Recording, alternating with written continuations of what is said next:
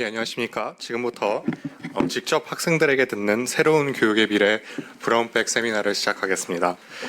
우선 참석해 주신 내빈 분을 소개해 드리겠습니다. 국민의힘 국회의원 가방이 야당 간사이신 최형두 의원님 오셨습니다. 네, 안녕하십니까. 감사합니다. 네, 그리고 조정훈 의원님도 오늘 오셔야 되는데 잠깐 좀 시간이 걸리시는 것 같습니다. 다음으로 최형두 의원님의 개회사를 듣도록 하겠습니다.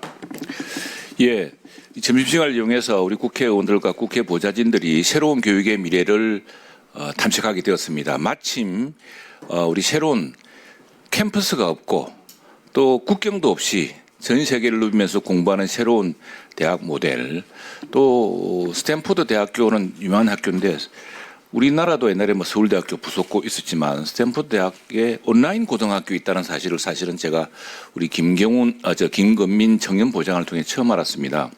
지금 이제 저희 보좌진으로 근무를 하고 있는데 미국 50개 주에서 또 전 세계 40개국에서 온라인으로 공부한다는 게 어떤 것인지, 이건 이제 교실의 장벽을 허물고 또 대학에서도 미네르바 대학이나 태제대학이나 국경의 장벽을 허물어서 정말 살아 움직이는 새로운 교육을 하고 있는데, 이게 지금 우리나라 모든 고질적인 문제의 핵심인 교육 격차를 해소할 수 있는 큰 단서가 되지 않을까 생각합니다.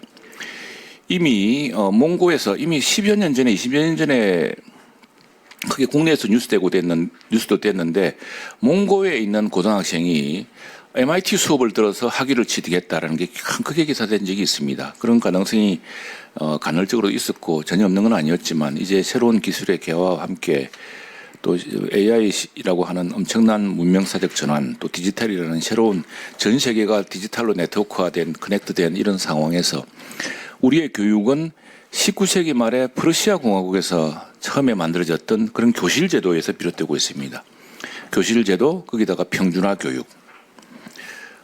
그래서 지금 우리 교육은 19세기 만든 교실 제도에서 20세기에 성장한 선생님들이 21세기를 살아나가야 되는 학생들을 가르치는 이런 딜레마, 삼중 딜레마에 처해져 있습니다. 그래서 이런 걸 돌파하기 위해서 그동안 AI 디지털 교과서라든가 여러 가지 시도가 있었지만 문해력에 대한 엉뚱한 논란, 또 여러 등등 해서 굉장히 늦어지고 있는데, 그 성공한 모델, 현재까지 볼 때는 가장 성공한 모델을 보이는 미네르바 대학교, 태제대학교, 또 우리 스탠포드 온라인 고등학교의 방식을 통해서 우리의 고등학교와 대학교 교육을 어떻게 혁신할 것인가를 살펴보는 중요한 기회를 갖게 됐습니다. 왜 교육이 중요하냐 그러면은, 지금 서울에 있는 수도권 대학도 마찬가지고 지방 대학과 이런 교육 환경의 격차가 더더욱 커지고 있습니다. 근데 올해가 광복 81주년인데 대한민국의 역사를 돌이켜보면 이렇게 우리가 지금 BTS의 나라가 되고 캐리온의 나라가 되고 또 과학기술로도 앞선 나라가 되고 AI G3 국가를 꿈꾸고 무역 6대국이 되고 세계 국위 12국가가 됐던 것은 교육의 힘이었다고 생각합니다. 사람에 대한 교육. 그러니까 해방 직후에 우리나라 문맹률이 거의 90%에 가까웠습니다. 그런데 교육에 대한 앞선 지도자들의 집중적인 투자와 관심으로 해서 1950년대 말에는 문맹률이 20%로 떨어집니다. 그것이 우리 과학기술과 교육과 문화의 큰 성장의 바탕이 되었고, 그 교육으로 지금 이만큼 왔습니다. 그런데 지금 교육제도는 상당한 질곡 상태에 왔다고 생각합니다. 강남의 집값이 비싸고 수도권 외에 비수도권의 집값이 뜨는 이유는 학생들이 그리고 학부모들이 여유만 있으면 서울로 보내서 강남 학원가에서 공부시키려고 합니다. 교육 비용은 엄청나게 증가했습니다. 그런데 교육의 질이 교육 때문에 좋은 교육을 받았다는 또 평가도 없습니다. 과연 훌륭한 인재가 키워지고 있는가? AI G3가 되기 위해서 중국과 미국과 경쟁하고 유럽과도 경쟁하고 해야 되는데, 그걸 경쟁할 만한 정말 우수한 인재를 우리가 교육 시스템으로 뒷받침하고 있는가에 대한 근본적인 고민도 하고 있습니다. 그래서 오늘은 그 탐색전으로 지금 교실을 벗어난 교육, 그리고 국경을 벗어난 그 캠퍼스에서 커리큘럼에 따라서 하는 그런 것이 아니라 교실에서 동일한 진도를 똑같이 나가는 이런 방식이 아니라, 만일 온라인으로 한다면은 무한한 그 교육의 새로운 그 유형이 맞춤형 교육, 또 수준별 또 취미별 아주 그 다양한 커리큘럼이 가능할 테고 학생들에 대한 보다 치밀한 교육과 상호작용도 가능할 것이고 글로벌로 교육한다면은 벌써 미네르바나 이런 태제대 같은 경우는 우리 국내 대학 교육 학생들이 그 어려운 입시를 뚫고 들어갔어도 배우지 못하는 글로벌의 새로운 추세를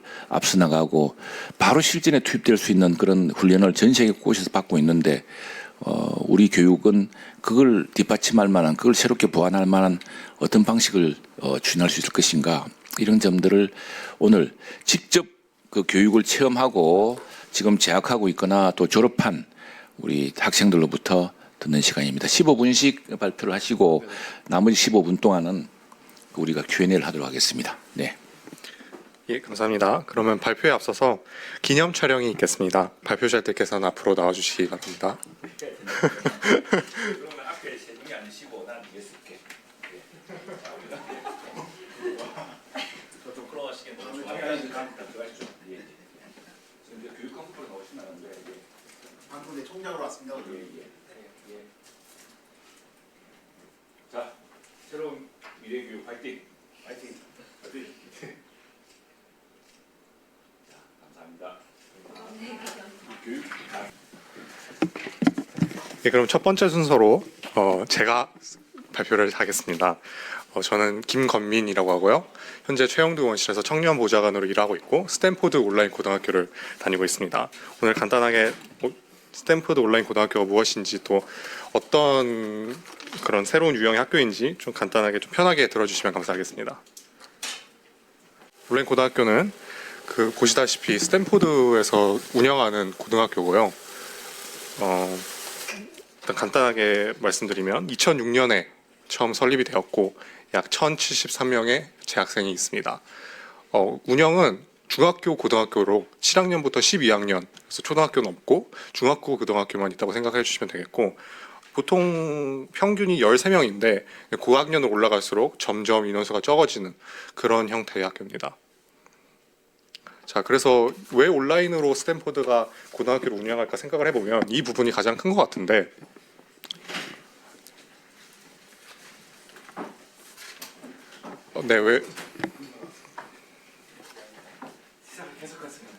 네네, 그래서 스탠포드 온라인 고등학교가 스탠포드 대학교가 왜 온라인으로 고등학교를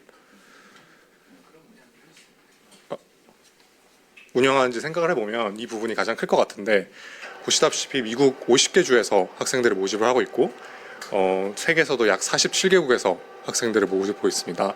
가장 중요하게 생각하는 것이 또 미국에서는 다양성이기 때문에 다양한 주에서 또 다양한 나라에서 오는 그런 다양한 뭔가 그런 퍼스펙티브를 또 받아들일 수 있는 그런 교육 방식이라고 생각해 주시면 되겠습니다. 예, 그래서 이렇게 전 세계 빨간색 보이는 학생 재학하는 곳이고요. 전 세계 포진되어 있는 것을 보실 수 있습니다. 네, 그래서 어떻게 이 운영이 되는지 다시 한번 보시면 이 어도비 커넥트라는 프로그램을 사용합니다. 이게 아도비 포토샵이나 또 저희가 많이 쓰는 일러스트레이터 그런 회사에서 만드는 프로그램인데요. 줌이랑 거의 비슷하다고 생각하시면 되겠습니다. 그래가지고 이 실시간으로 선생님 그리고 교수진들과 소통을 할 수 있게 돼 있고 세미나 형식으로 진행되기 때문에 이게 일반 학교와 달리 한 과목당 주 2회 정도밖에 수업을 하지 않습니다. 그래서 이 중요한 게 이 플립드 클래스룸이라는 개념인데요. 플립드 하면 이렇게 뒤바뀌다라는 뜻이잖아요. 그러니까 보통에서 학생은 교실에서 배우고 또 집에 가서 복습하고 숙제를 하고 그런 방식인데 여기서는 그 반대로 미리 그걸 다 학습을 해온 상태로 이제 교수님들이 다 이거를 학생들이 개념을 다 이해하고 있다는 전제하에 수업을 진행하십니다. 그래서 선생님이나 교수님보다는 저희가 토론 같은 걸 진행할 때 모더레이터 또는 좌장이라는 표현을 많이 쓰지 않습니까? 또 그런 역할이라고 생각을 해주시면 되겠습니다. 그래서 주 2시간 동안 주 2회 그렇게 간략 그렇게 세미나 형식으로 토론 위주의 수업이 진행이 되는 거고요. 그렇습니다. 예, 그래서 이렇게 다시 한번 이 프로그램을 자세히 보시게 되면 실시간이고 또 학생들이 전부 다 카메라를 켜게 돼 있어가지고 서로 소통하고 또 소통이 또 강제적으로 또 되는 그런 면도 있습니다. 네, 그래서 스케줄링 부분을 보면 이게 또 온라인 학교를 오는 사람들의 가장 큰 수요일 텐데 대학교 스케줄을 생각하시면 되겠습니다. 그래서 뭐 교식처럼 이렇게 1교시, 2교시, 3교시 이렇게 있는 것이 아니고 학교가 시작되면 매년 그런 자기의 스케줄을 신청을 받습니다. 그러니까 나는 이런 시간대가 되고 이런 시간대가 불가능하다. 그리고 학생들이 보통 운동선수거나 아니면 또 공부 말고 자신만의 그런 관심사가 굉장히 뚜렷한 친구들이 학교를 선택하기 때문에 그 자기가 굉장히 시간이 되는 뭐 그게 밤 시간대일 수도 있고 저 같은 경우만 해도 지금 오전 그리고 6시부터 9시부터 6시까지는 국회에서 풀타임으로 일하고 있기 때문에 밤에 수업을 듣고 아침에도 수업을 듣고 그렇기 때문에 사전에 이런 식으로 저는 풀타임 근무를 하고 있기 때문에 이 시간에는 안 된다. 그럼 거기서 학생들마다 그걸 다 맞춰가지고 수업 스케줄을 줍니다. 그러면 그렇게 그 스케줄에 교수님들과 맞는 시간에 들어가면 되는 것이고 그렇기 때문에 대학교 형식의 그런 수강 신청 그런 시스템이라고 생각해 주시면 되겠습니다. 그래서 아까 말씀드렸다시피 클래스 세미나는 보통 주 2회고요. 근데 또 제2외국어나 언어 같은 경우는 주 3회로 조금 더 그런 시간을 더 많이 투자하는 부분이 있습니다. 네, 그리고 이건 좀 교수님들에 대한 설명인데요. 네, 보시다시피 60% 이상의 교수님들이 다 박사 학위를 받고 계셔가지고 정말 그 자신의 필드를 관심 있고 학생들에게 더 가르치고 싶은 그런 분들이 가르친다고 생각하시면 되겠습니다. 그래서 보통 스탠포드 대학교에서 또 겸임으로 하시는 분들도 계시고요. 보통 다른 대학교에서 조교수로 계신 분들이 또 시간 내 가지고 파트타임으로 가르치는 경우가 더 많습니다. 네, 그래서 그 교육 과정은 거의 다 대학교 과정이라고 생각하시면 되겠는데 대학교 과정을 조금 고등학교 때 미리 배워가지고 대학교에서는 더 그래서 미리 고등학교 때 자신이 뭔가에 관심이 있고 어떤 부분 더 파고들면 좋을지를 먼저 파악을 한 다음에 그 다음에 이제 대학교에 가가지고 자신이 관심 있는 부분을 전공하고 또 더 자세히 배운다고 생각해 주시면 되겠습니다. 40개 대학교 수준의 코스가 있고요. 그래서 간단하게 어떤 식으로 운영이 되는지 설명을 드리면 이건 보시는 것은 지금 수학 커리큘럼입니다. 그러니까 이게 특징적인 것이 한 학년이라는 개념이 있지만 학년이라는 개념이 거의 통용되지 않습니다. 왜냐하면 한 반에다가 서로 다른 학년을 막 섞어 놓습니다. 왜냐하면 학생들의 수준에 따라서 맞춤형으로 클래스를 배정하기 때문에 수학 같은 경우는 그러니까 8학년이 미적분을 들을 수 있는 거고 7학년도 시험을 다 봐가지고 자신이 필요한 과목 그리고 또 자신이 맞는 과목을 뭐 신청해가지고 들을 수 있습니다. 그래서 또 보시면 이제 쭉 보시면 뭐 실해석학이라든가 복수해석학까지 뭐 대학교 3학년, 4학년 수준의 수학 과목들을 고등학교 때까지 배울 수 있는 그런 커리큘럼으로 되어 있습니다. 네, 그렇게 해서 이거는 과학 과목이고요. 네, 그리고 이것이 또 특징적인 과목 C코스인데 어떻게 뭐 시민으로서의 그런 교양이나 그런 거를 굉장히 중요시하기 때문에 이거 필수 과목으로 듣게 되어 있습니다. 그러니까 중학교 3학년 때는 좀 과학을 접근하는 방식이라든가 그리고 고등학교 1학년 때는 역사, 그리고 철학, 뭐 과학의 철학 뭐 이런 교양 과목들부터 이제 고등학교 2학년 때는 민주주의 또 그런 정의 법이란 무엇인가 이런 과목들을 가르치면서 또 민주주의 시민으로서 어떤 그런 교양과 어떤 지식을 가져야 되는지 그런 거를 가르칩니다. 그래서 이런 철학적인 수업들을 굉장히 중요시하는 그런 학교라고 생각해 주시면 되겠습니다. 네, 일단 발표는 이 정도고요. 질문 있으시면 받겠습니다. 아, 네, 그렇게 할까요? 어떻게 할까요? 이렇게 케이스 바이 케이스로 할까요? 아니면 몰아서 할까요? 다 맞추고 합시다. 네네네, 알겠습니다. 그러면 김형훈 태제대학교 회장님께서 나와서 발표해 주시겠습니다.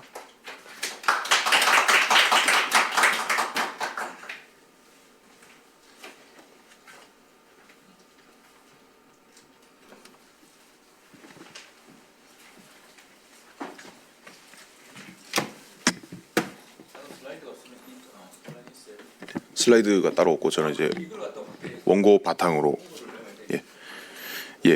그 내용은 이제 테이블 위에 있는 원고 확인해 주시면 될 것 같고요. 저는 아까 이제 김건민 선생님께서 소개를 해주셨듯이 태제대학교 학생입니다. 학생 회장이긴 한데요. 오늘 이제 그 타이틀로 온 건 아니고 그냥 학생의 한 사람으로서 제가 이 태제대를 비롯해서 여러 가지 소위 혁신 학교들을 보고 느끼는 바가 무엇인지에 관해서 어떤 교육적인 함정을 중심으로 감히 좀 말씀을 드려보고자 합니다.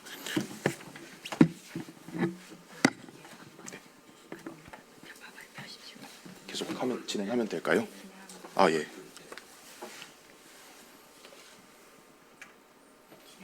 아 예.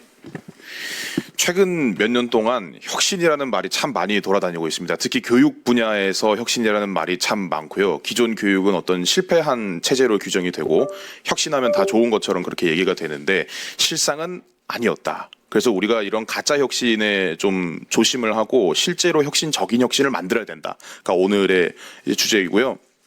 여기 제목을 보시면 혁신 교육은 실패한다라고 되어 있잖아요.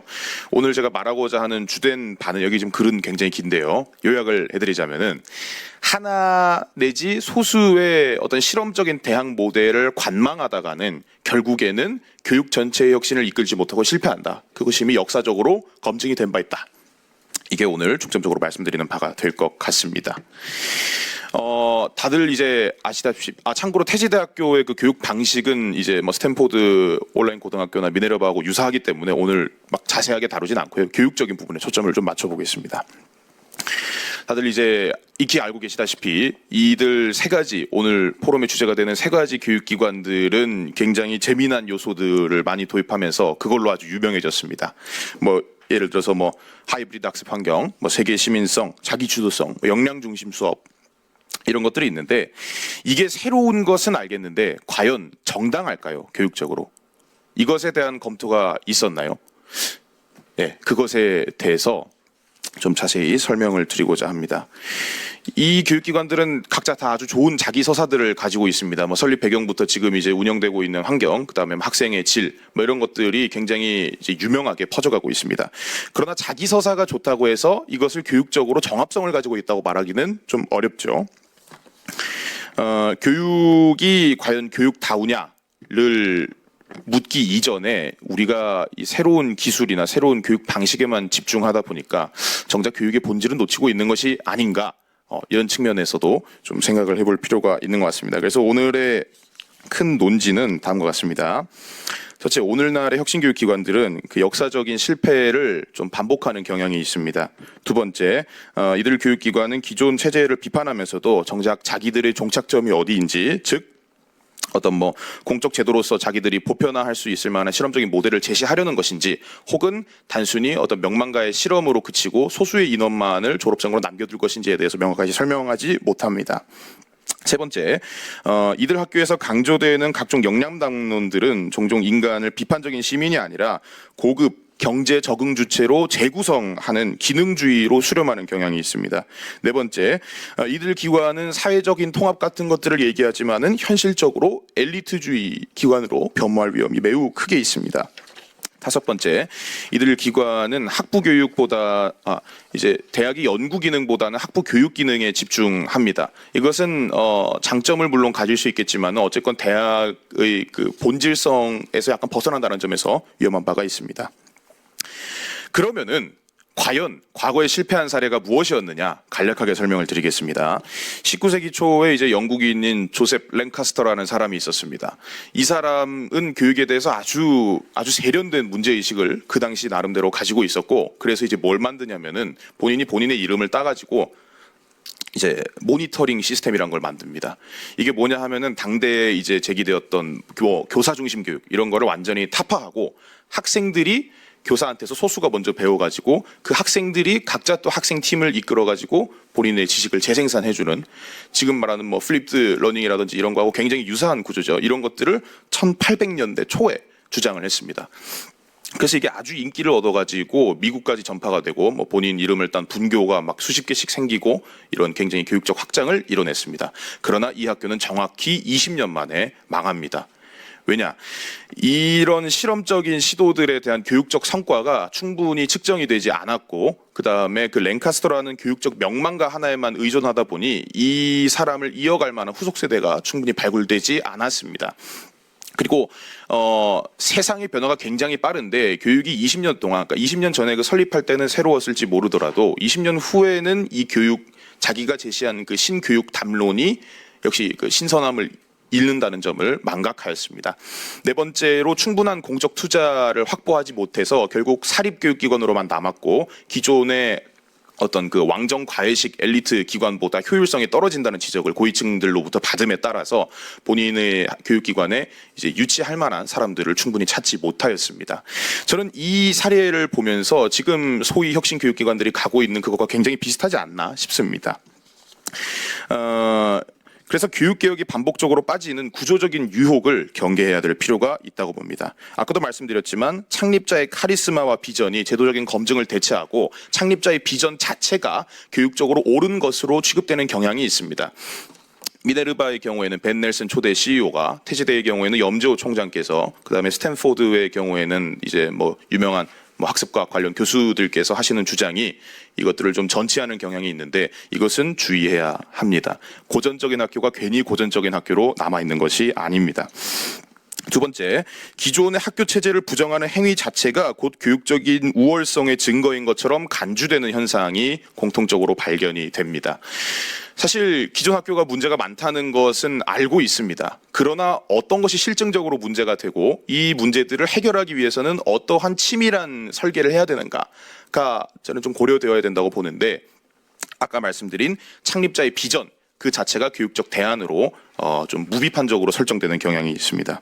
세 번째, 공적인 재생산 가능성과 사회적인 확장성보다 나는 이전에 그 고매한 교육기관들과는 다르다 하는 그런 상징성이 어떤 혁신의 증거로 포장되는 경향이 있습니다. 초두에도 말씀드렸지만 새로운 것 자체는 혁신적이라고 볼 수는 없습니다. 새로운 것이 효과가 있을 때 혁신적이라 할 것인데 새로운 것 자체가 과하게 주목되는 경향이 있습니다. 그래서 이런 점에서 혁신교육 담론의 가장 큰 위험은 내적 보수성보다도 오히려 나는 다르다 하는 자기 예외화에 있을 것입니다.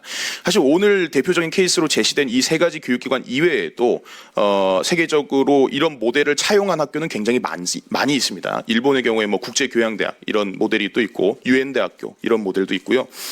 제가 자체 조사를 해본 결과 한 100가지가 넘습니다. 미네르바형 교육 모델을 표방하는 곳은. 근데 이 학교들은 다 각자 자기가 다르다고 하고 자기가 효과가 좋다고 하는데 어떤 아웃풋에 대해서는 아직까지는 의문이 좀 있는 것이 현실입니다. 그래서 오늘날의 혁신교육기관들을 평가할 때에도 중요한 것은 얼마나 새로운가가 아니라 그 차이가 어떤 공적인 질서로 귀결되고 어떤 새로운 질서를 만드는데 얼마나 효과적으로 기여할 것인가, 이게 중요하다고 할 것입니다. 구체적인 비판으로 가보겠습니다. 네. 첫 번째로 혁신이 어디까지 갈 것인지, 예, 넘겨드리겠습니다. 네. 네. 그래서 교육학계에서 주로 비판이 나오는 지점들을 오늘 간략하게 설명을 드리겠습니다. 첫 번째, 혁신이 목적이 아니라 수단이라는 점을 충분히 사유하지 못한다는 점이 비판이 많이 되고 있습니다.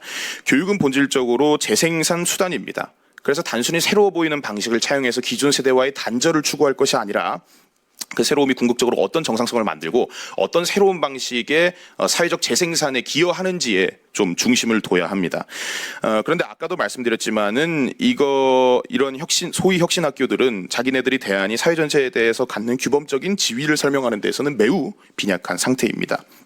예를 들어서 저희 학교의 경우에는 학생을 뭐 글로벌 리더 내지 인재로 길러내고 뭐 각종 역량을 핵심 교육 목표로 제시를 하고 있습니다. 미네르바나 스탠포드 온라인 고등학교들도 비슷한데요. 그런데 이러한 설명은 대체로 뭘 잘하는 인간을 만들 것인가라는 질문에는 답하고 있습니다. 2050년에 이런 걸 잘하는 인간이 돼야 된다라고 얘기는 하지만 그러면 그런 사람들이 어떤 사회적인 새로운 질서를 창조해야 됩니까? 라는 본질적인 교육적 질문에는 답하기가 굉장히 애매한 상태입니다. 좀 더 구체적인 예를 들자면은 이들 학교에서는 공통적으로 특이점이라는 개념이 많이 제시가 되고 있습니다. 특이점에 도달할 때까지 이 학교의 학생들 그리고 졸업생들이 뭘 해야 할 것인가는 중점적으로 가르치지만, 예를 들어서 특이점은 꼭 와야 되는가? 특이점이 온 다음에 세상은 어떠할 것인가? 또 특이점이 오는지 마는지와 별개로 특이점이 오는 것이 인간에게 과연 도움이 될 것인가? 이런 근본적인 질문에 대해서는 좀 빈약한 경향이 있습니다. 그렇기 때문에 AI나 디지털 같은 여러 가지 요소를 적극적으로 차용하면서도 그러한 것들이 과연 인간 사회에 본질적인 도움이 되는지, 이러한 것들의 무비판적인 도입에 브레이크를 걸 인재는 필요하지 않은지 등의 질문에는 답하기가 어려운 상황입니다.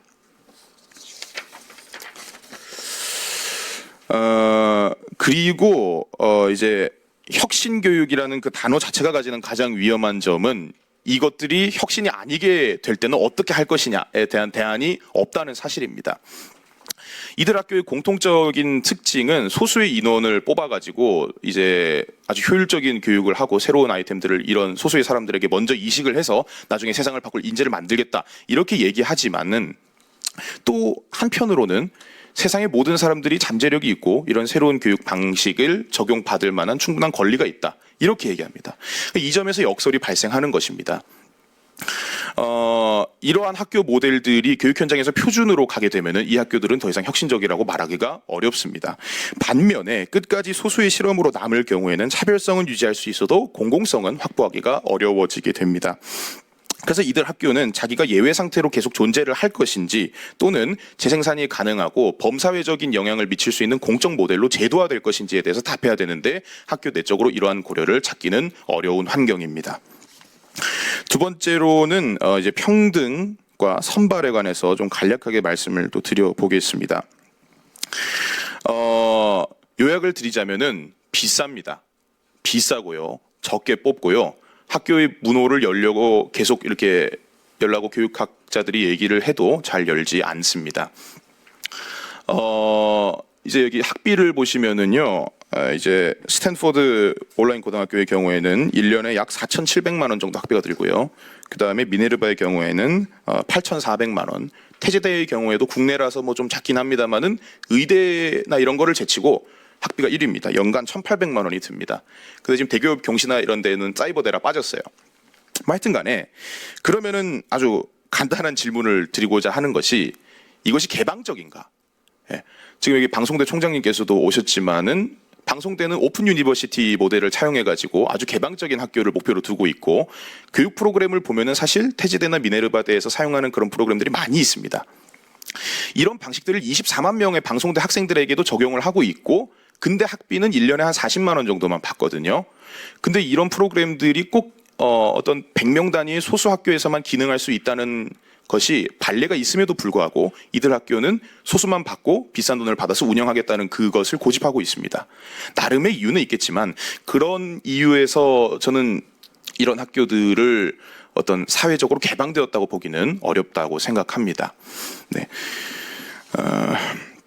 근데 그런 와중에서도 수업에서는 계속 무엇을 얘기하느냐 하면은 사회적인 포용이 중요하다 하고 뭐 계층을 타파하는 것이 중요하다 하고 뭐 이런 것들을 얘기하는데 과연 이 학교 안에서조차 사회적인 다양성이 확보되지 않는데 미래에 이런 사회적인 포용을 이끌 수 있는 인재가 될 수 있을 것인가에 관해서는 의문이 상당히 생깁니다. 모순이 있다는 점이죠. 세 번째로는 기능주의적 교육에 대한 비판입니다. 이제 혁신 학교들이 정말 많이 사용하는 것들이 데이터 사이언스입니다. 인간의 행위나 사회가 이제 데이터로 환원이 될 수가 있고 그런 데이터를 잘 이해하는 것들이 새로운 사회를 살아가는 데 매우 필요하고 이런 전제 자체는 좋습니다. 좋은데 그러한 역량들이 필요한 이유에 대해서 이 학교들은 종종 어떤 설명을 하느냐 하면은 미래의 질서를 이끌 수 있는 미래의 경제를 주도할 수 있는 이런 단어들을 자주 사용합니다. 그런데 다 차치하고 보면은 인간이 경제 성장을 위한 도구인가? 인간은 경제 성장을 위한 부속품인가? 대부분은 아니라고 대답하지만 이들 학교의 커리큘럼은 사실 실질적으로는 그런 경제적 기능주의를 향해 있다고 저는 그렇게 보입니다.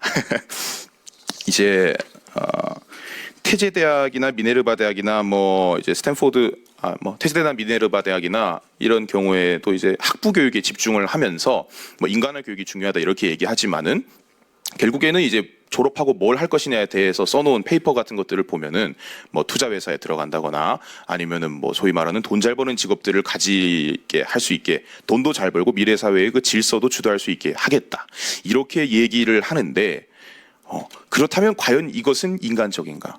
인간력을 계속 강조하지만 인간이 인간답게 존재할 수 있는 그러한 직업이나 진로를 가지게 하는 데는 큰 관심이 없는 것인가? 이런 생각을 조금 하게 됩니다. 그래서 이제 이들 학교가 주목받는 것이 개별화 교육이지 않습니까? 개별화 교육의 전제가 좀 설정이 안 되어 있거나 잘못 설정되었다. 개별화란 것이 본인의 인간성을 극대화할 수 있는 개별화인가? 혹은 예전에 그 산업혁명 시기에 인간이 부품화되었던 그것을 그대로 답습하는 유형의 그러한 개별화인가? 본인의 노동 능력만을 극대화해가지고 사회의 새로운 부품으로 갈 수 있게 만드는 그런 개별화인가? 이러한 데에 있어서 철학적 고민이 약간 아쉬운 부분이 있습니다. 그리고 네 번째는 공간에 관한 점입니다. 이것은 짧게 넘어가겠습니다. 초두에도 말씀드렸지만은 온라인이 중요하다. 오프라인 교육은 뭐 큰 효과가 없고 꼭 오프라인 할 필요 없다. 이렇게 얘기를 하지만 사실 실상을 보면은 이들 세 학교 모두가 오프라인에서 교육을 이미 하고 있습니다. 미네르바의 경우에도 현장 프로젝트를 굉장히 중요시 여기고요. 태제대의 경우에도 주 1회 정도 이제 프로젝트형 수업을 받고 있고요. 제가 알기로 스탠포드 온라인 고등학교도 그 온라인으로 만나는 그 프로그램들이 몇 개 있죠. 홈커밍이나 이런 것들. 그러니까 여기서 자가 모순이 발생하는 것입니다. 온라인이 효과적이라면 온라인만 하면 될 것이고, 온라인이 효과적이지 않다면은 뭐 오프라인 위주로 다시 돌리면 될 것인데, 이들 학교 공통적인 지점은 온라인이 중요하다고 얘기를 하면서도 기존의 소위 말하는 고전적인 오프라인 프로그램들을 본인들의 커리큘럼에 도입하면서 이것에 대한 교육적 설명은 부재하다는 데 있습니다. 그리고 메타버스나 이런 개념들도 이제 이 학교들이 적극적으로 사용을 했는데 사실 메타버스 캠퍼스는 세 개 학교 모두에서 이제 안 쓰고 있거든요. 가장 최근에 이제 태제대학교가 한 4억을 들여서 메타버스 캠퍼스 개발을 했는데 수업에서 사용하지 않고 있습니다. 그렇기 때문에 과연 모든 교육을 온라인화하는 것이 교육적으로 적절한지에 대해서 이들 학교 스스로도 별로 질문에 대한 답을 찾지 못하고 있는 것으로 저는 그렇게 생각을 하고 있습니다. 그 다음에 마지막으로는 대학의 본질성에 대한 역사적인 검토를 또 설명을 드릴 수가 있겠습니다. 대학은 단순히 교육만 하는 기관이 아니라 연구도 같이 수행해야 되는 기관이라는 것이 21세기 대학 교육의 컨센서스입니다. 그런데 이들 학교는 공통적으로 어떤 학문적인 재생산이나 세상에 없는 새로운 것을 대학 안에서 창조해내는 것보다는 대학에서는 일단 전이 가능한 기술들 위주로 가르치고 나머지는 학생들이 진출 후에 뭐 알아서 해라 뭐 이런 경향을 좀 띠고 있는데 이게 꼭 나쁘다고 볼 수는 없습니다. 그런데 이제 공통적으로 계속 말씀을 드리고 있지만은 왜 이래야 되는지에 대한 정당화는 별로 없습니다.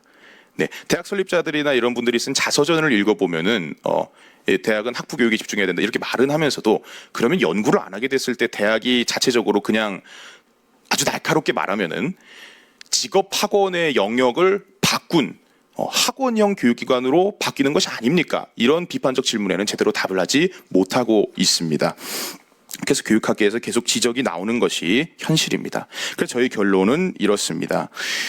이들 학교가 나쁘다는 것이 아닙니다. 이들 학교가 나빴으면 저도 태제대학교 자퇴를 하였겠지요.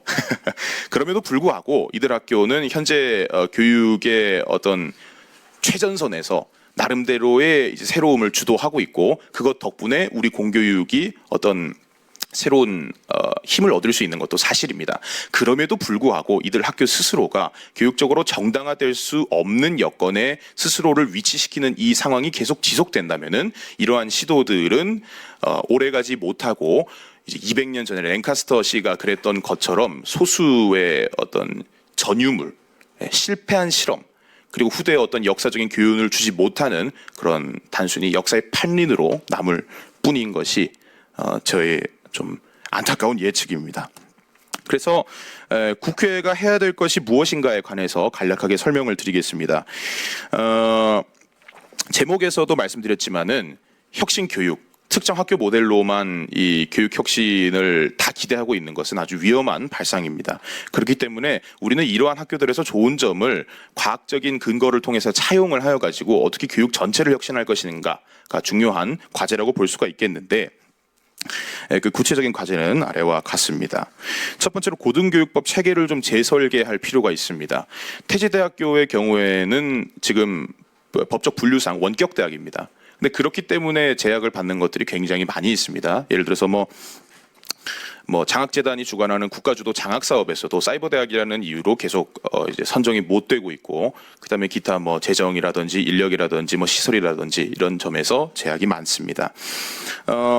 어쨌든 하이브리드 교육이 효과가 어느 정도 있다는 것들은 증명이 되고 있기 때문에 그런 국회에서는 일반 대학과 원격 대학 간의 구분을 좀 철폐하고 새로운 형태의 대학을 좀 폭넓게 그냥 일반 대학으로 인정하는 그런 새로운 법제를 만들면 어떨까 하는 제안을 드려봅니다.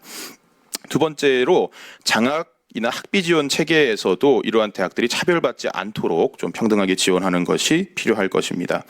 세 번째로 이들 소위 말하는 혁신 기관들의 성과가 일정 부분 검증되었다면 적극적으로 공영화를 시도하는 것이 필요하다고 할 수 있겠습니다.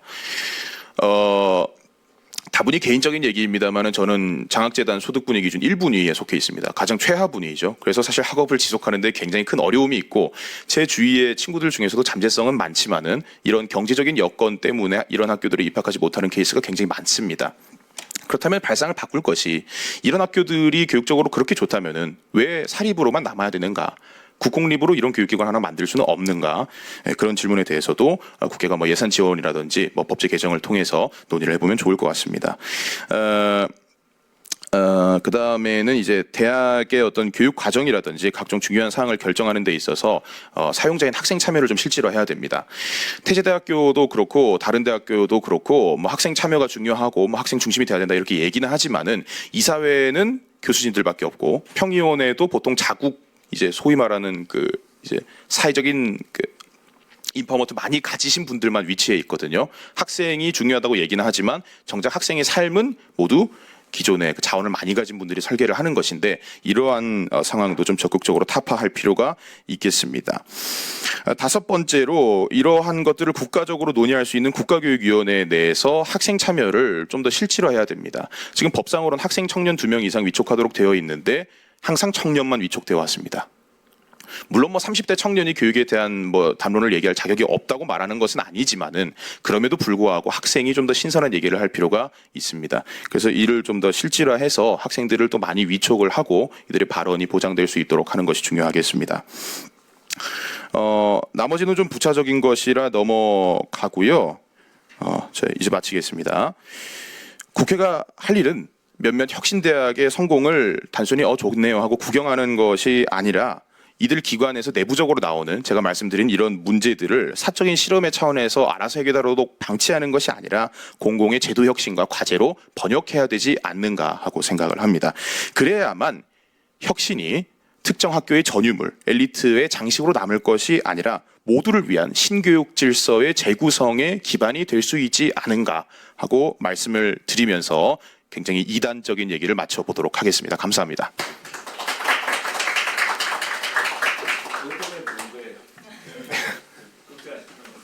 우리가 표를 먹고 사는 사람들이기 때문에 특정한 엘리트 학교를 만들자는 생각은 한 번 더.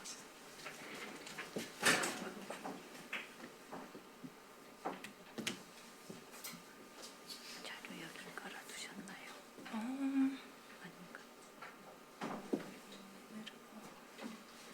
다운로드를 받아.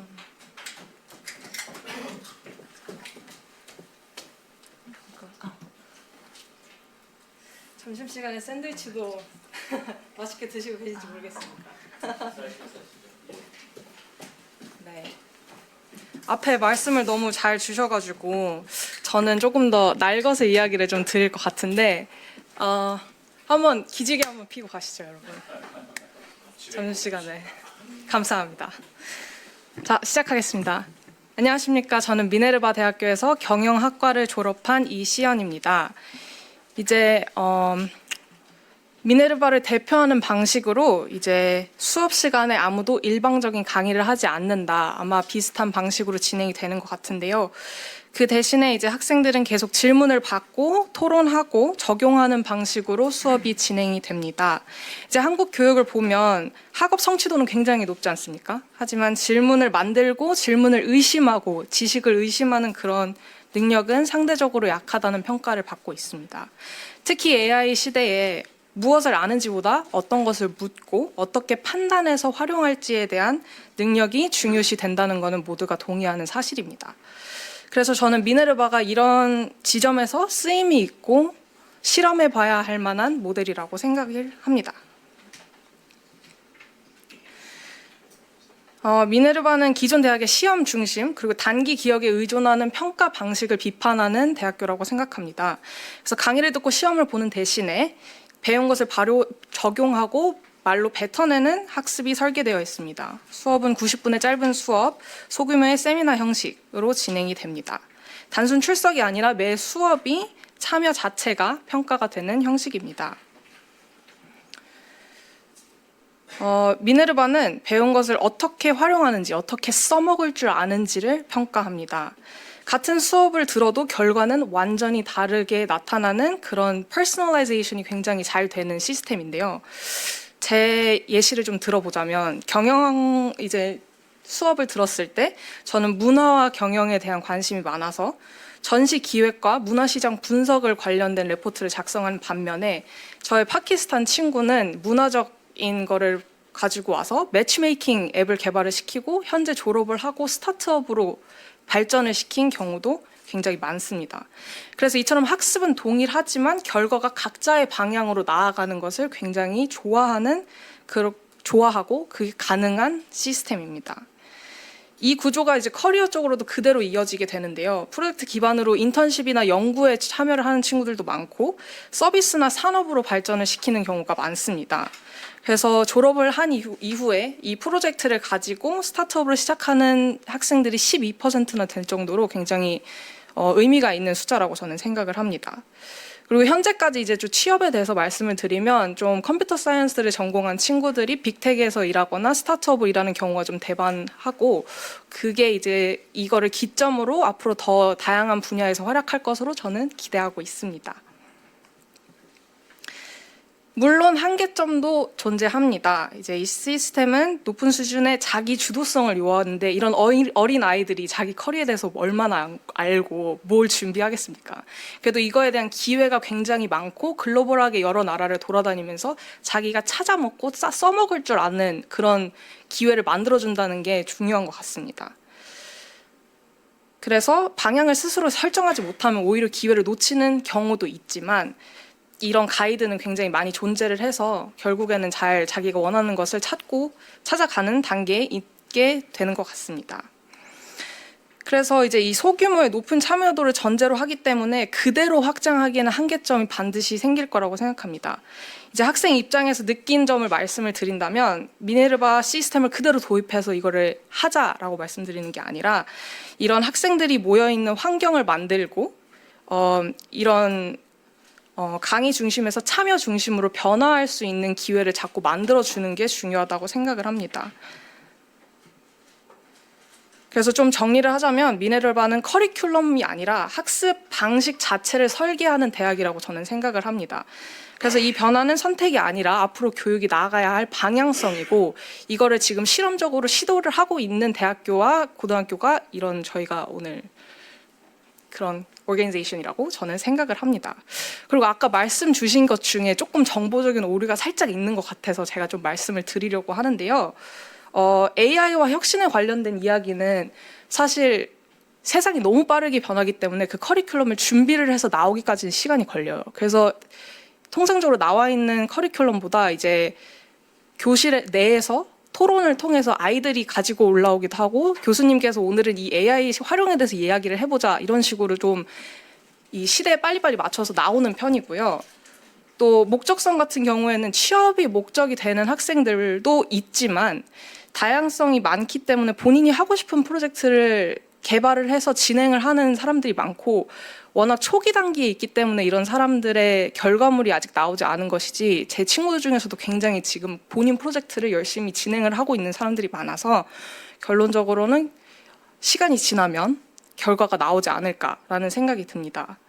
그리고 오프라인에 대한 이야기는 저는 완벽히 필요하다고 생각합니다. 제가 굉장히 좋게 생각했던 거는 온라인에서 했던 그런 디스커션을 저희 기숙사에서도 이어져서 친구들과 할 수 있고 온라인에서 하기 힘든 프로젝트는 친구들과 진행을 할 수 있는 그런 환경이 조성이 돼 있습니다. 저희 대학교 같은 경우에도 캠퍼스는 없지만 기숙사 빌딩이 그 나라 국가마다 있어서 저희 같은 학년들은 같이 생활을 합니다. 그래서 이런 글로벌 인재들과 같이 생활을 하면서 배우는 점은 저는 굉장히 높게 생각을 하고 있습니다. 또한 졸업 연구에 관련된 말씀을 하셨는데 연구 같은 경우에 자기가 원하는 대로 이런 연구 레포트를 작성하는 것뿐만 아니라 정말 자기네 예술 프로젝트를 진행하는 친구, 다큐멘터리를 만드는 친구, 그리고 사업을 진행해서 스타트업을 개발하는 친구들 등 연구라는 그런 단어 아래에서 굉장히 자유롭게 진행이 되고 있기 때문에 연구가 좀 부족하다는 말씀은 좀 다시 redefine 할 수 있어야 된다고 생각합니다. 그리고 마지막으로 이제 비싸다고 하시는 부분에 대해서 말씀을 드리고 싶은데 이제 학비 비싸죠. 그리고 여행도 많이 다녀야 되지만 그걸 학교에서 굉장히 많이 지원을 해주고 있습니다. 그 대신에 이게 그냥 지원을 해주고 돈 너 써 이렇게 하는 게 아니라 그 사람들을 인재로 사용을 합니다. 그래서 미네르바 대학교에서 채용하는 그런 시스템이나 조교 같은 식으로 알바를 시켜서 돈을 주는 형식으로 되어 있기 때문에 오히려 이제 학생들이 실제 실무적인 것도 경험을 하고 그리고 미네르바 내 시스템을 더 잘 사용하면서 생활비를 얻을 수 있는 그런 방식으로 돼 있다고 말씀드리고 싶습니다. 다음으로 Q&A로 넘어갈까요?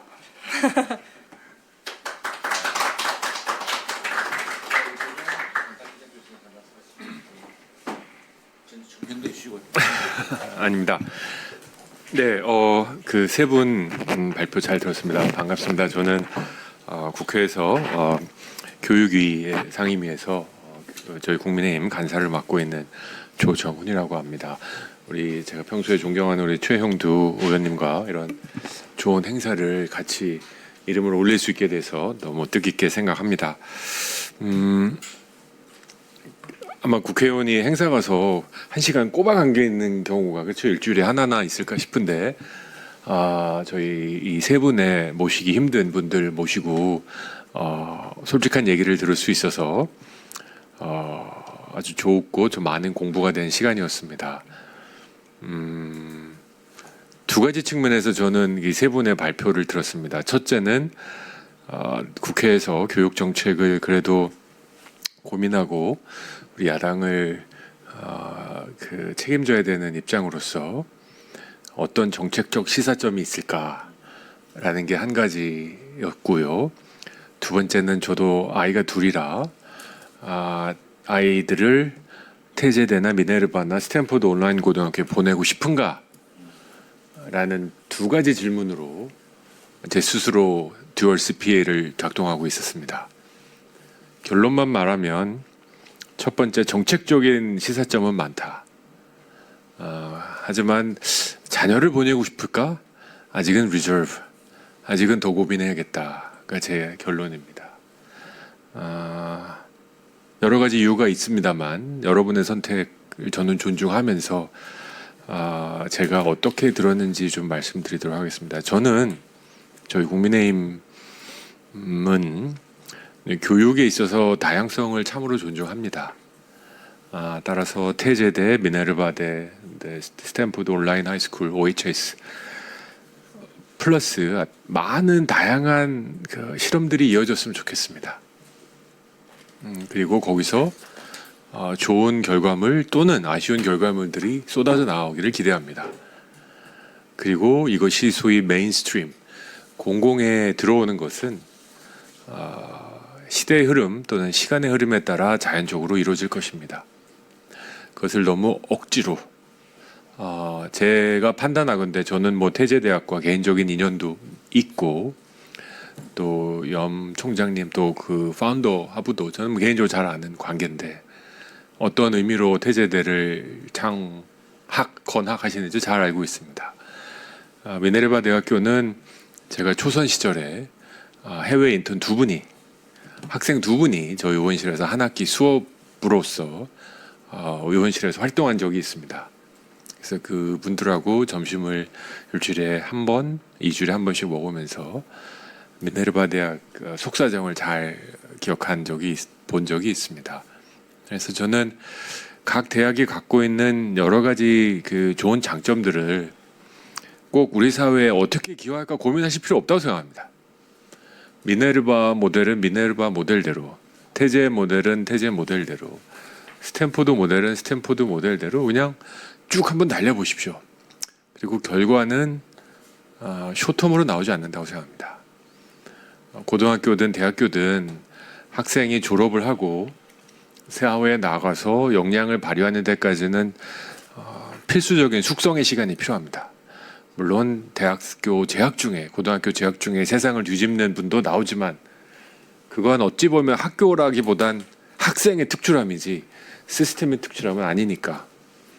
그래서 좀 시간을 두고 이 태제 모델, 미네르바 모델, 스탠포드 모델이 어떻게 움직일지 보자.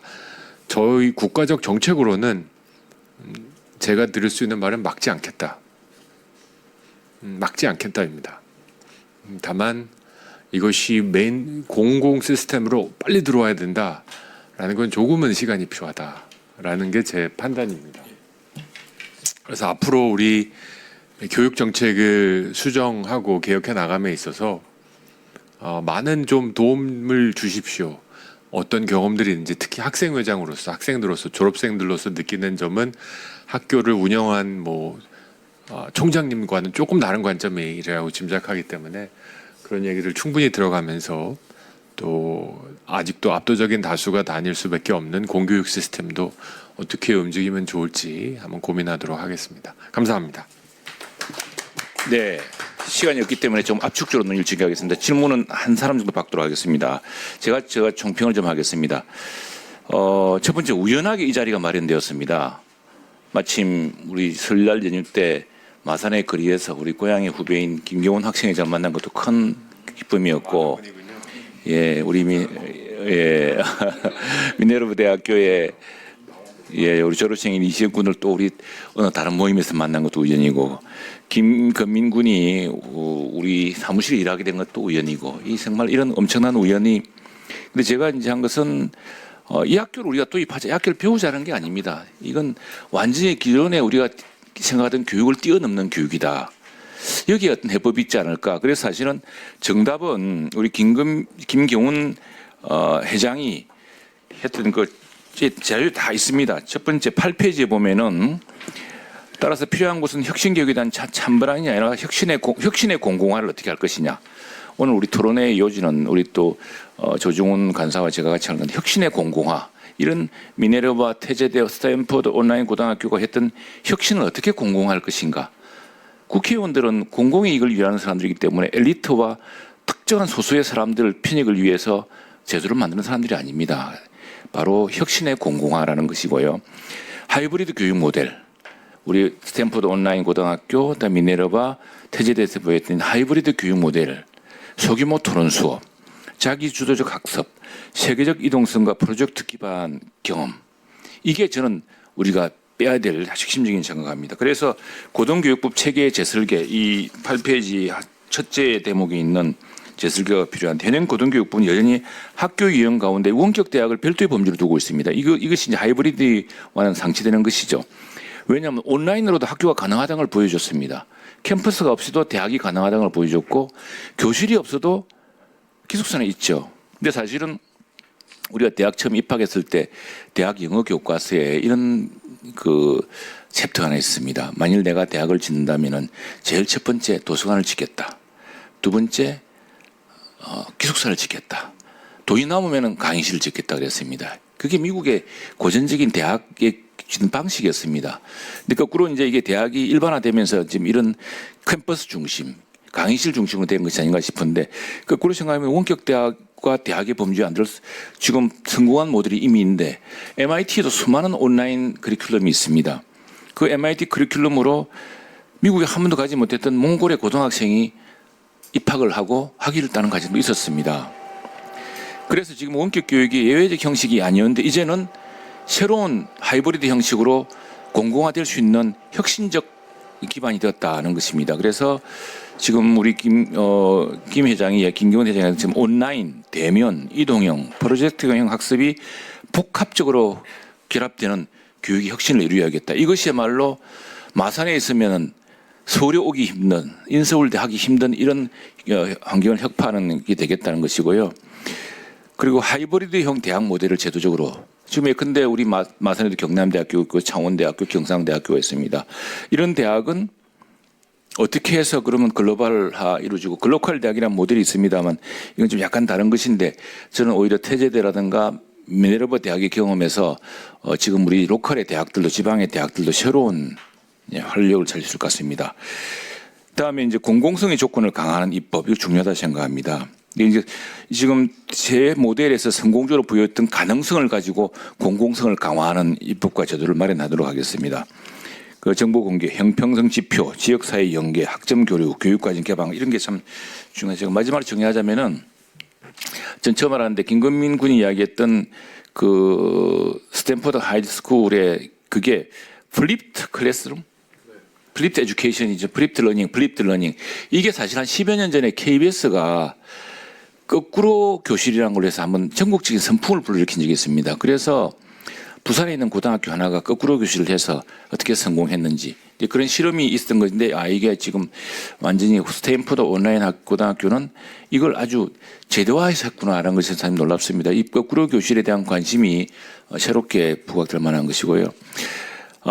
제가 하고자 하는 것은 지금 마산에 있습니다. 마산은 과거에 7대 도시까지 갔었고 그때는 서울과 대구, 부산에서 오히려 고등학교 진학을 왔습니다. 왜냐하면 서울과 대도시는 평준화됐는데 우리는 선발 시험을 봤기 때문에 공교육에만 들어와도 일정한 풀에서 서울에 있는 유스 대학에 엄청나게 많이 보냈거든요. 그러니까 거꾸로 왔는데 지금은 이제 다 전국이 평준화되면서 지금 교육 격차가 수도권이랑 엄청 커졌습니다. 전부 이제 서울로 올라 그랬는데 여유만 있으면 서울로 올라 그럽니다. 이런 문제를 해결하면은 지방에 살기 좋은 곳이 되려면 지방에 있는 중고등학교에서도 공부를 해도 세계 어느 대학이든 마음대로 갈 수 있다. 우리 김경훈 군이 지금 태제대 학생이 많은 걸 보면은 마산의 희망을 지금 보여주고 있는데 그런 것을 저는 해야 된다고 생각합니다. 근데 최근에 또 하나의 관심은 고교 학점제 저는 이 주로 민주당 정부에서 실시했지만 고교 학점제 필요한 제도라고 생각합니다. 근데 굉장히 결과는 좀 참혹합니다. 왜냐하면 하이브리드 시스템으로 뒷받침할 기반이 없기 때문이죠. 미국도 우리랑 똑같이 학군제이자 평준화입니다. 근데 미국은 다릅니다. 미국은 수준별 수업을 합니다. 지금 오늘 보니까 스탠퍼드 온라인 고등학교는 일종의 AP 그 코스를 전문으로 하는 그 수월성 있는 말하자면 고등학교인데 그죠? 미국은 평준화하고 학군제긴 하지만 AP 클래스, 아나 클래스, 다음에 레귤러 코스, 고등학교가 3코스로 할 수가 있습니다. 그리고 자기가 좋은 수업을 들을 수가 있고 그런데 학교마다 그런 AP 클래스를 둘 수가 없습니다. 그러면 학군 단위에서 그 학교에서 공부를 할 수 있도록 하고 있습니다. 그러니까 내가 똑같이 평준화되었지만 나는 특별히 화학에 대학 수준의 화학에 관심이 많아. 근데 마산에 있으면은 그 배울 학교가 없습니다. 근데 만일 이런 방식의 온라인 고등학교 접합된다면은 최고의 화학 수업을 또는 물리학 수업을 또는 미술 수업을 또는 음악 수업을 전국 어디에 있든지 도서벽지에서도 받을 수 있는 이런 교육 혁신이 이루어질 것이다 생각을 합니다. 그래서 이것은 결국에는 지금 우리의 문제는 19세기에 만든 교실제도 벽돌 블록 같은 교육에서 20세기 배운 선생님들이 21세기에 다양하게 새로운 개성을 태우고 문명의 전환기에 새로운 기술을 기반으로 세상의 문명, 우리나라의 운명을 새로 개척해야 될 젊은이들이 그냥 벽돌 찍기식으로 그 공교육에서 찍어 나오고 그러다 보니까 20명 수업하다 보면은 5명 정도는 진도를 따라갑니다. 5명 진도는 이미 선행학습을 했기 때문에 학원 공부하고 있습니다. 10명 정도는 무슨 소리인지 모릅니다. 근데 선생님은 그냥 학급을 운영하기 위해서 그냥 똑같은 교육을 하고 있습니다. 이것이 우리 공교육의 비극인데 이걸 해결할 해법이 바로 스탠퍼드 온라인 고등학교에 있었고 미네르바 또 태제대학이 있다고 생각합니다. 특히 태제대학이나 미네르바 대학이 중요한 것은 우리 지역 대학들 지금 자칫하면 벚꽃 피는 순서대로 문 닫을 위기에 처해 있는 지역의 대학들이 어떻게 글로벌로 갈 것인가, 어떻게 특성을 찾을 것이냐, 어떻게 지역에서 자란 학생들에게 새로운 희망을 주고 갈 것이냐. 그런데 저는 경남대학의 AI 소프트웨어 중심 대학원을 해줬습니다. 여기에 저는 MIT 커리큘럼을 그대로 접목할 수 있다고 생각을 합니다. 이런 다양한 방식이 있어야지만이 정말 지역이 골고루 발전할 수가 있고 교육 때문에 제가 제일 충격적이었던 것은 제가 국회의원 선거한다고 처음 마산에서 이렇게 운동할 때 만난 아주 젊은 부부들이 중학교 때는 부산으로 갈까 합니다. 또는 서울로 갈까 합니다. 그러면 부부가 이별에 살아야 됩니다. 그러면 도시가 젊은 사람이 없어지겠죠. 근데 만약 이런 방식이라면은 우리 도시에 있는 그 고등학교에서 그 중학교에서 다양한 하이브리드 방식으로 그 관심을 부모가 교사가 나눌 수 있어서 굳이 비싼 서울로 이사를 가서 그 전세료로 온 재산의 절반을 당진하지 않고도 행복한 교육을 시켜줄 수가 있고 학생들은 학생대로 수준별 관심별 재능을 키워줄 수 있을 텐데 그래서 같은 평준화 같은 학군제지만 미국이 계속 앞서 나갈 수 있는 것은 물론 교육 수준 전체는 우리보다 떨어질 수 있을지 모르겠습니다만 그게 다원성을 넣기 때문에 수월성은 수월성대로 인정해주고 또 이런 하이브리드 교육 시스템이 많이 도입되어 있기 때문에 생각합니다. 여기에 또 하나 칸 아카데미 같은 창의적인 그러니까 모든 교과 과정을 빅테크들이 돈을 기부하고 MIT 출신의 그 외국인 박사 학생이 자기 조카들을 위해 만들었던 프로그램이 전 세계 모듈별 수업으로 이렇게 확산되어서 심지어 대구라든가 이런 촌 지역의 초등학교에서도 활용될 수 있는 이런 혁신적인 기술을 우리 공교육 시스템에 과감하게 도입해야겠다. 그래서 교육 때문에 지방이 절망하지 않도록 해야겠다. 교육 때문에 우리 아이가 재능이 있고 다른 관심이 있는데 그냥 교실에서 똑같은 블록 찍듯이 우리 애는 관심이 다르고 우리 애는 진도가 좀 다른데 똑같은 걸로 강요해서 점점 더 교실에 대한 관심을 잃어가는 그런 교육의 그 쇠락을 막을 방법을 오늘 새 학교의 혁신적 교육 또 특히 우리 지역 대학의 새로운 미래를 어떤 혁신적인 새로운 교수 방법, 혁신적인 프로그램, 혁신적인 커리큘럼 또 교육이라는 것이 이렇게 안 해도 될 수 있다는 새로운 가능성을 보면서 새롭게 설계하게 된 것 같습니다. 그래서 오늘 정말로 그리고 이제 또 우리 김경훈 군이 발표한 것 중에서 이 교육 선발 제도 이거 정말 참 좋은 지적입니다. 이게 지금 교육 선발 제도도 너무 정량화되어 있어서 사실은 학교마다 그 다양한 자기들 혁신을 하기 어려운 측면도 많습니다.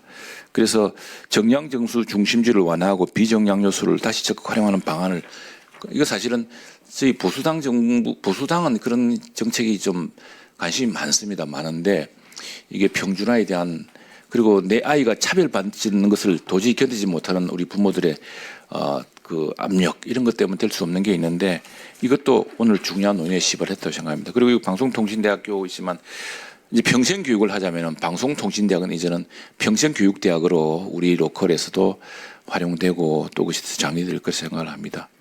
그래서 지금 우리 김경훈 군이 특히 이제 국회에 날카로운 질문을 해주셨는데 그 질문에 대한 답이 사실은 김경훈 회장의 지금 오늘 발표문에 다 있다는 것을 알려드리겠습니다. 그리고 우리 그 이시연 씨하고 김금인 군하고는 계속 우리 이 국회에서 앞으로 그런 문제에 대해서 우리 특히 교육위원회 간사가 이렇게 이런 문제에 대한 새로운 설계를 할 때 많이 좀 도와주시기 바라고요.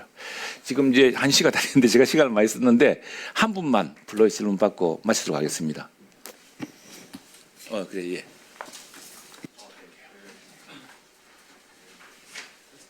세 분 다 발표 너무 잘 들었습니다. 그리고 다 너무 잘해주셨는데 김경훈 회장님께서 되게 구체적으로 말씀을 많이 해주셔서 저도 한국에서 입시를 많이 했던 학생으로서 조금 저의 경험을 공유할 겸 그리고 이에 대해서 굉장히 구체적인 아이템들을 많이 주셔서 좀 질문을 드리고 싶었습니다.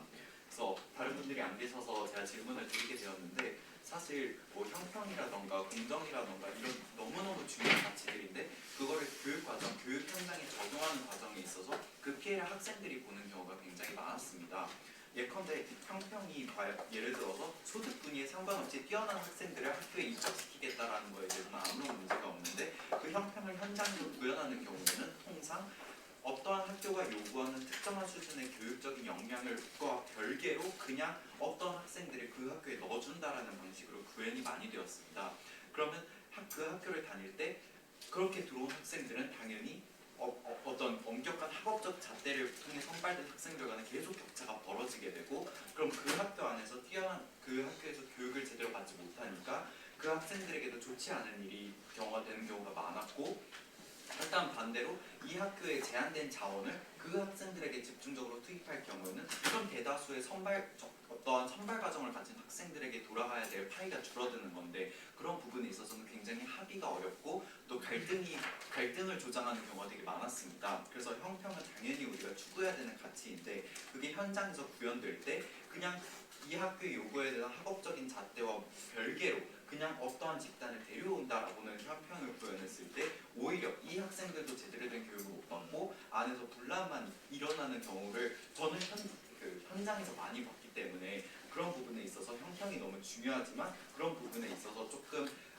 너무 그 가치만을 위해서 교육 정책을 만드는 것이 좀 위험하다라는 생각이 들었습니다. 그래서 그 부분에 대해서도 제가 첨언을 해야 한다고 생각을 했고 또 정성평가 관련해서 이것도 참 말이 많고 학생들에게서 의원님께서도 말씀해 주셨지만 정성평가 저로서도 굉장히 찬성하는 부분이지만 말이 많습니다. 예를 들어서 이 학생은 차별받는 건 아닌지 가족 사정이 반영된 건 아닌지 불만이 많은데 제가 조금 이제 여쭙고 싶었던 거는 그러면 그 공정하고 검증 가능한 정성평가 체계라는 게 과연 가능한가라는 거에 대해서 조금 우려가 있는 것이 정성평가는 주관성을 수반한다고 생각합니다. 그거는 필연적으로 그런데 경우님의 경험과 시연님의 경험 그리고 건민님의 경험을 놓고 입학사정관 측이 이 사람의 경험이 더 좋다라고 해서 뽑게 되는 경우인데 그거를 평가 기준을 공개한다고 한들 결국 우리 학교의 인재상이라던가 그런데 잘 맞다라는 기준밖에는 저는 정성평가가 된 수 없다고 생각합니다. 왜냐하면